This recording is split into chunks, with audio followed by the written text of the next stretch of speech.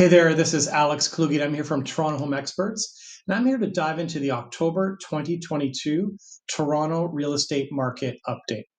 Okay, so before we begin, as I mentioned the last couple of months, like here we're comparing activity and sales to 2021, which was a record year in terms of sales volume, active listings, and also price increases as well. So, we want to use that as a base, but also what I think is perhaps a little bit more interesting to see what kind of trends are we seeing in 2022, and perhaps that'll shed some insight into what might be happening in 2023. Okay, so sales volume is down 49% from last year. I mean, we had the best October on record, and here we had, one of the lowest Octobers on record. So obviously the numbers don't look great. But what I find encouraging is I was comparing the September 2022 to October 2022, and sales volume is only down 1.5%, which is amazing, right? So that's telling me that we haven't seen that continued drop. Like it's pretty, like 1.5% is really nothing. We're comparing month over month, so really like we're seeing sort of that flat line and that base. And what I find like fascinating really this year is that, obviously we've seen some pretty sharp price declines from February till today, but really we haven't seen a sharp increase in inventory. This is actually one of the first, or not one of the first real estate corrections, so to speak, where listing inventory has not gone up, which I find super fascinating, right? So the good news is we're seeing, stability in terms of active listings, but, it's telling me that, we're not seeing the pressure for people to sell right now due possibly to rising interest rate costs. The economy, generally speaking, yes, might be slowing down a little bit, but generally speaking, it's pretty good. We've got very, very stable employment. The employment sector is actually doing exceptionally well. So I think that's contributing to the fact that, there's not forced selling that, maybe we would have seen back in the 90s or in the early 80s. But, we're seeing a strong labor market that's really helped propel and stabilize the real estate market here today. So I just wanted to point that out because I find that super interesting, in that, this is kind of a unique set of circumstances. And I think really it's the COVID effect. Like we're seeing really the cause and effect of, the increase in money supply and, monetary policy over the last, year and a half, 2 years. And that's really come to bite us here. So that's kind of why we're in the situation and kind of where we're going. I'm going to dive into shortly. So active listings are up, non surprisingly, to where they were in September 2021, which was, as you know, one of the hottest, or sorry, October 2021 was, as you know, is one of the hottest, or not one of the hottest September in terms of months of inventory and sales volume on record for TREB. So not surprising we're seeing the number increase slightly. It's not cause for concern as far as I'm concerned, but really what we want to do is we want to judge where we're going trend-wise month over month. So new listings, interestingly, is that we're down 11% from last year, right? So that is, you have to look at that in context of sales volume and where we are. And what I find interesting is actually new listings were down last month over month. So we were down 0.2%. Again, like not a huge number, but it's showing that we're not seeing that rise in inventory. And really that's, we work with a lot of buyers and sellers, but a lot of our buyers who are in the market right now to buy something are having a hard time finding something suitable to buy because there's just not a ton of supply, right?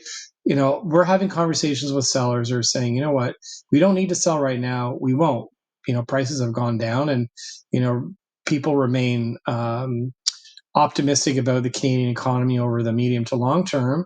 And that goes hand in hand to the real estate market as well. And, one of the things that I talked about last month, which I think is really going to be important in 2023 and 2024, is immigration. Like immigration is going to be a huge factor, the next number of years. Like our federal government has launched a fairly aggressive initiative to increase immigration to Canada, which I think is amazing. And that's going to put pressure on housing. Maybe not right now, because when new immigrants come to Canada, typically they rent in the first year or two. But eventually, these are highly educated, high income earners that are coming to Canada, and they are going to want to be buying real estate in the near future. So that's going to be something to watch, and that's going to be a real story in the next year to 2 years. And I think that is going to lead the rebound, so to speak, in real estate for the GTA. Sometime next year, going into 2024. Okay, so average price. Here, it says we're only down 5.7% from last year to this year, which isn't a huge number. But really, what we're mostly focused on is, where were we at the peak, which is February 2022, to where we are now.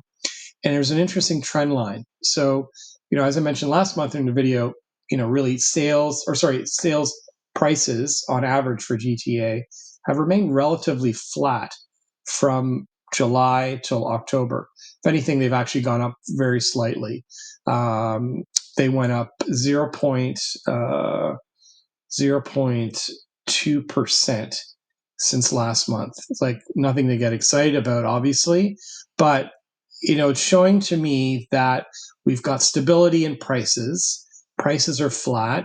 We're not seeing another leg down, right? So, and the other thing to factor in is typically October is a good month for the fall market. September, October are the two peak months for fall market, and we rarely see a average price decline from September to October. Like, I think the last 20 years, I mean, 2 months of the last 20 years where we've seen a decline. So we haven't seen a decline. Yeah, it's only up 0.2%, like nothing to get super excited about. But it's showing to me that, there is, we've kind of reached that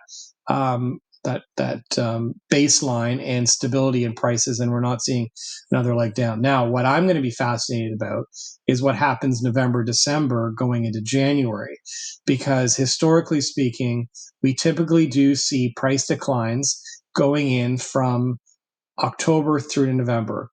I think 6 out of the last 20 Novembers, we have gone up in price on average, whereas typically average prices go down, not significantly, but an average price decline, because, it makes sense, right? Because we're getting November, December, approaching the holidays.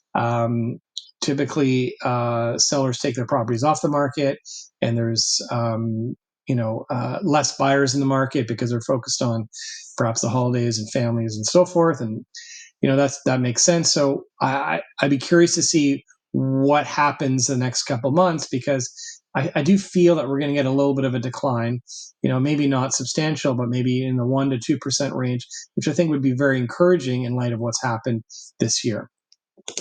Okay, so average home prices. Now, this is like a super interesting stat to look at. Obviously, we can look at here on the right-hand side that, prices really spiked heavily in February. I mean, like a 7% increase month over month is just absolutely absurd. And we did see a sharp decline downwards for, basically from March through to call it end of July, right? So good. So on average, GTA average prices have declined by 17.7% since February. So that's a pretty significant price decline, right? If you compare that to the 90s, right? Like, the last quote unquote real estate market crash, like peak to trough was 23%, right? So we're not really far off that number. And this happened, in a matter of months, right? Like the old saying, like, market takes the stairs up and the elevator down, really took the elevator down here. And I think it caught certainly a number of people off guard. But again, not surprising given the context of what was happening macroeconomically, but also just due to the velocity of price increases that we saw since basically like November, December, January, February were pretty pretty astronomical in the historical context. So anyway, so this gives you the context of what's happening price wise, for month over month. But before I get into days on market, what's interesting is, as anyone who's watched videos the last number of months or years, actually, since we've been producing these last 2 years, we saw huge price increases in outside the GTA, like in the 905 region. And so the price decline on average for Toronto proper was only 9.2% from peak to trough, right? Or peak to today. Whereas outside the 905 was much greater, obviously, because if you've got 17.7% average price decline for GTA as a whole, and Toronto was only 9.2, the outside regions are harder hit. But we have actually seen renewed interest and activity in the 905 region, specifically, some of the areas like Durham region. We've seen renewed activity, which is encouraging because that was one of the areas that was hardest hit. And same with York region. Like York region is seeing some renewed activity as well. Maybe not as far along as Durham, but we're going to keep a close track on that just to see where things are at. But it's an encouraging sign to see where we're at right now. So days on market, unsurprisingly, given the context of things, we're up 21 days. Like 21 days, from a historical context, is actually pretty good. The average, for 13 days is certainly well below average for GTA real estate over the last 10 years. So, we are increasing, which is not unusual for this time of year. And I do expect days on market to increase this winter as, we turn the page into and go into 2023. So anyways, I hope you've enjoyed this video. And, we love the questions that we're getting from our viewers and subscribers. Feel free to reach out to any of our social channels. Like, obviously this is a very generic video and it's talking about the, Toronto market as a whole. But if you're looking for specific advice in terms of what's happening in your micro market, like where you are, specifically your neighborhood or maybe your general area, like we're happy to provide that for you. And again, keep the questions coming. We love the feedback, and we look forward to seeing you next month. Thanks again. Bye for now.